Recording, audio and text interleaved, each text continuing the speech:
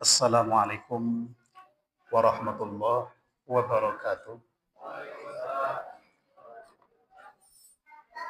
Alhamdulillahi rabbil alamin alladzi an'ama 'alaina bi ni'matil iman wal islam. Asyhadu an la ilaha illallah wahdahu la syarika lahul malikul alam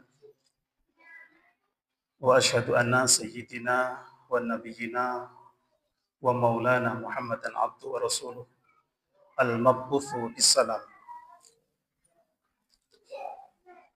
Allahumma salli wa sallim wa barik alaihi wa ala alihi wa sahbihi wa man tabi'ahum ila akhiril ayat. Amma ba'du, faqad qala Allah Ta'ala wa huwa asdaqul qa'il. A'udzu billahi minasy syaithanir rajim. Bismillahirrahmanirrahim. Ya ayyuhalladzina amanu kutiba 'alaikumus shiyam kama kutiba 'alal ladzina min qablikum la'allakum tattaqun. Wa qala Rasulullah sallallahu alaihi wasallam, raja'na min jihadil asghar ila jihadil akbar. Qila ayyul jihadil akbar ya Rasul? Qala Rasulullah jihadun nafs.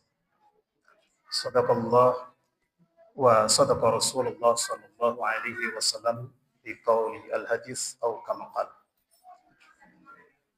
Bapak Ibu, saudara-saudaraku, anak-anakku sekalian yang senantiasa saya sayangi dan saya cintai. Alhamdulillah, walhamdulillah, tsumma alhamdulillah. Senantiasa bersyukur kepada Allah Subhanahu wa taala karena anugerah Allah, karunia Allah, kita bisa hadir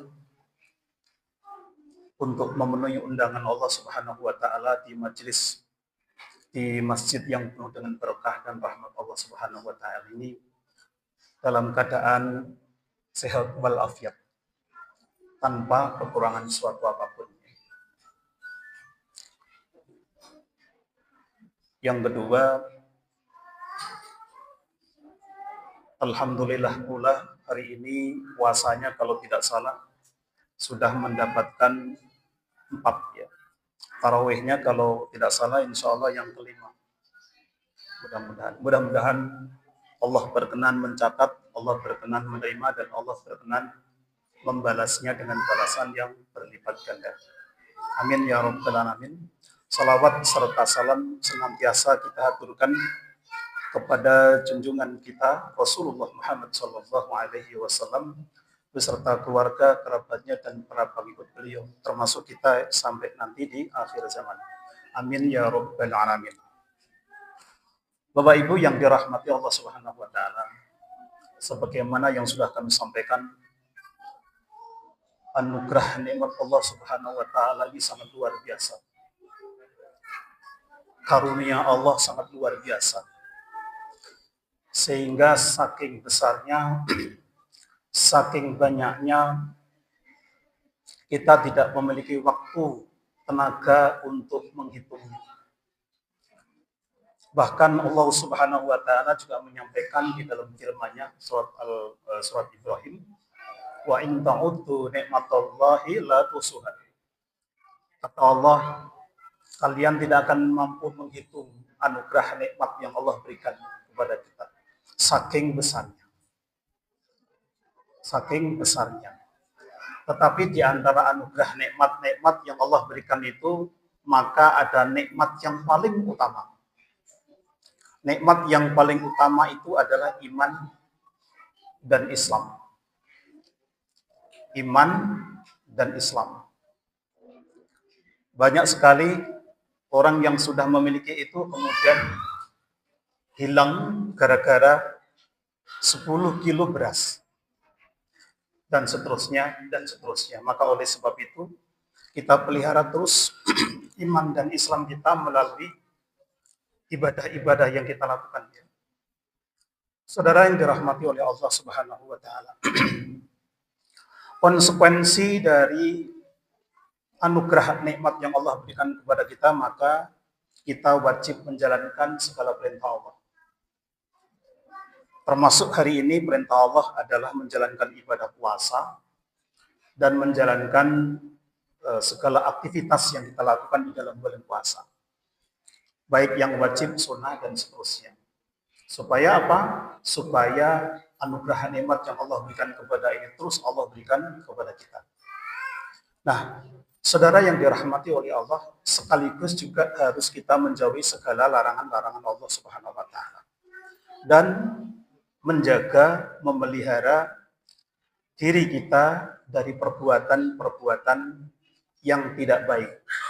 Apakah itu dalam konteks kemusyrikan, apakah itu dalam konteks kemaksiatan, kezaliman, kesombongan, bahkan kemalasan dan kebodohan. Mengapa? Karena kemusyrikan, kesesatan, kezaliman, kesombongan, kemalasan, dan kebodohan itu adalah merupakan penyakit hati. Atau juga disebut dengan penyakit qalbun. Yang sekaligus dengan penyakit hati dan penyakit atau penyakit qalbun tersebut juga mampu meruntuhkan nilai keimanan kita, akidah kita, bahkan syariah kita.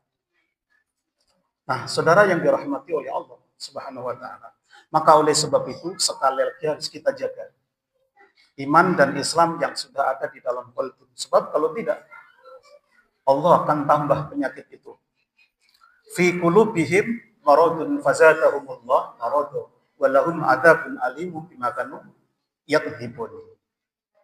Saudara yang dirahmati oleh Allah Subhanahu wa taala, boleh jadi penyakit hati atau penyakit qalbun itu akibat dari bujuk dan rayuan setan yang sekaligus berpengaruh kepada hawa nafsu kita. Kita tahu penyakit yang paling berat itu bukan melawan penjajah, saudara, tetapi justru penyakit yang paling berat itu adalah penyakit qalbun, penyakit hati atau hawa nafsu tadi. Hadis yang sudah kami bacakan di muqaddimah tadi maknanya adalah ketika Rasulullah Shallallahu Alaihi Wasallam telah menyelesaikan perang jihadnya, perang Badarnya, kemudian Rasulullah berkata kepada sahabat-sahabatnya, beliau mengatakan bahwa baru saja pulang atau perang melawan kaum kafir Quraisy yang disebut dengan perang Badar itu, konon kata Nabi itu adalah perang yang kecil.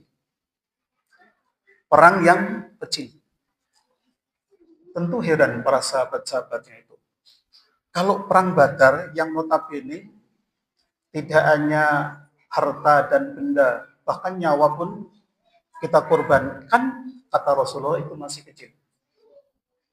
Lalu perang yang seperti apa ya Rasulullah yang disebut perang besar? Yaitu jihadun nafs, perang melawan hawa nafsu. Makanya kalau kita sering orang-orang bijak mengatakan, ada pertanyaan misalkan, Mas, kira-kira musuh sampean yang paling berat itu siapa? Apakah Belanda, apakah Prancis, atau siapa? Ternyata ada yang menjawab adalah perang atau musuh yang paling berat adalah diri kita sendiri. Karena hawa nafsu tadi. Maka oleh sebab itu, saudara yang dirahmati oleh Allah, perang melawan hawa nafsu itu adalah perang yang sangat berat. Maka oleh sebab itu apa yang harus kita lakukan? Memerangi, menekan. Karena apa? Karena hawa nafsu tidak mungkin bisa dihilangkan dari qalbun manusia, karena bagian dari identitas manusia. Maka oleh sebab itu tidak mungkin dihilangkan, tetapi dieliminasi, diperkecil, dipersempit. Atau nafsu itu diarahkan kepada sesuatu yang baik. Kita tahu juga bahwa di dalam diri ini ada nafsul mutmainah, ada nafsul lawamah, ada nafsul mahmudah, ada nafsul majmumah. Ada nafsu yang positif, ada yang negatif. Sebagaimana yang disampaikan oleh Allah dalam Al-Quran, surah Yusuf 53. Allah berfirman, Bismillahirrahmanirrahim, wa ma ubarri'u nafsi inna nafsa la'ammaratun bisu'i illa ma rahima rabbi inna rabbi ghafurur rahim.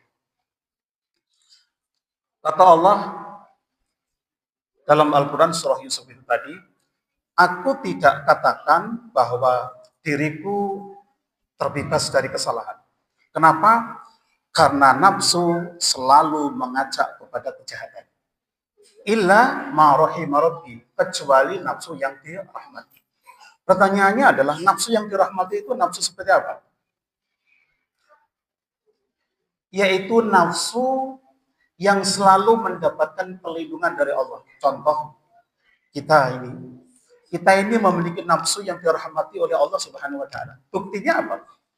Buktinya hari ini panjenengan diundang oleh Allah. Kalian datang ini diundang oleh Allah. Panjenengan bisa hadir. Oleh karena itu, panjenengan ini termasuk golongan memiliki nafsu yang dirahmati oleh Allah Subhanahu wa taala. Karena kita bisa hadir di sini. Dan juga saudaraku yang dirahmati oleh Allah, bulan Ramadan ini adalah bulan yang sangat luar biasa di dalam rangka untuk melawan hawa nafsu tersebut. Makanya bulan Ramadan orang yang berpuasa, itu kalau bahasa Jawa poso, tetapi kalau bahasa Arabnya siam atau saum, mananya adalah menahan. Menahan tidak hanya tidak makan, tidak minum, tetapi lebih dari itu. Di samping tidak makan, tidak minum, juga sekaligus menahan hawa nafsu. Gitu. Meskipun sebenarnya yang kita miliki itu halal untuk kita makan, Allah larang. Sekalipun minuman itu halal untuk kita minum, Allah larang. Tujuannya apa? Tujuan tiada lain adalah dalam rangka untuk menahan hawa nafsu. Maka sebagian ulama menyampaikan puasa itu sebenarnya atau tujuannya tiada lain adalah ada dua. Satu, membersihkan jasmani dan sekaligus membersihkan rohani. Makanya dikatakan sumu tasihu.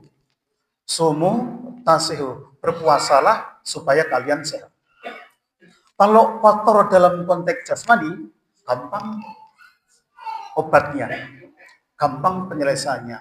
Ambil air, bersihkan, selesai. Kalau kotor itu dibiarkan, tidak dicuci, maka akan berubah menjadi penyakit. Kalau menjadi penyakit, apa yang harus kita lakukan? Ya harus kita pergi dokter. Supaya mendapatkan diagnosa, ditentukan obatnya, selesai. Persoalannya adalah kalau penyakit hati, penyakit kolbun, kotor, apa yang harus kita lakukan? Satu, menyesali perbuatan, berjanji tidak mengulangi lagi, baru bertobat kepada Allah. Kalau konteksnya dengan Allah mudah. Tapi bagaimana kalau kotor konteksnya dengan orang lain? Mencuri barang orang lain misalkan. Ya harus dibersihkan. Caranya bagaimana? Bertobat, minta maaf kepada yang bersangkutan, barang kembali, kemudian berjanji, menyesali perbuatan itu, bertobat kepada Allah, lalu selesai. Nah, saudara yang dirahmati oleh Allah SWT, rangkaian inilah sebenarnya yang dipakai dalam rangka untuk membersihkan jasmani dan rohani. Membersihkan jasmani dan rohani, yaitu melakukan puasa bulan Ramadan sesuai dengan syariat Allah Subhanahu wa taala. Kalau sudah itu bersih, baik jasmani dan rohaninya, maka kemudian pakailah pakaian. Apa itu pakaiannya? Libasul taqwa, menggunakan baju takwa. Artinya ya diri kita ini menjaga, selalu mendekatkan diri kepada Allah Subhanahu wa taala sehingga bisa menjadi bersih. Bapak Ibu yang dirahmati oleh Allah Subhanahu wa taala, ini yang bisa kami sampaikan. Mudah-mudahan kita mampu melaksanakan kewajiban kita sebagai seorang muslim, puasa bulan Ramadan ini selesai sampai akhir nanti, sekaligus juga menjalankan segala tidak hanya wajib tapi juga sunnah-sunnah, mudah-mudahan bisa kita lakukan sampai nanti di akhir puasa. Amin ya rabbal alamin. Sekian dulu dari kami. Assalamualaikum warahmatullahi wabarakatuh.